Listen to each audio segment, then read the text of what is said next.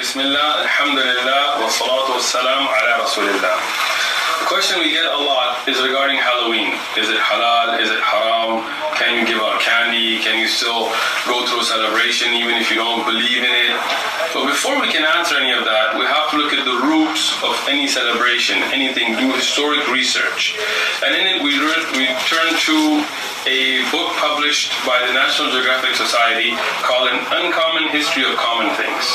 It's from a non-biased perspective, it's not a Muslim perspective, it's not a Christian perspective, just historic research of what we have as common practices today.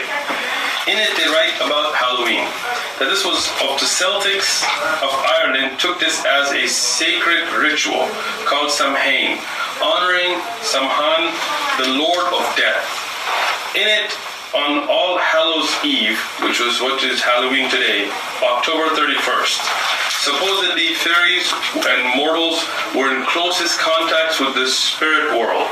And spirits were not benevolent to people, they were harmful to people.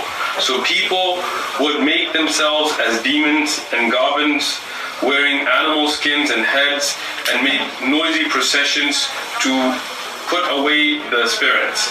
Druid priests used this as a religious festival. It was intended to drive away evil spirits and to be away from those that were recently dead. After the harvest, sacrifices were made, including animal and human sacrifices, and fortunes were told, and each family carried home a torch with fire to tell the fortunes that were to come. Christians, after conquering the area, banned the practice as a pagan, devil-worshipping festival. When we look at this, historic roots from a Satan-worshipping, devil-worshipping, druid basis, a religious festival on the 31st of October, then any Muslim, Christian or Jew who follows their faith should not participate in such a festival. Its roots and its current practices of dressing up as goblins and devils and things is rooted in a religious festival celebrating the Lord of Death, Samhain.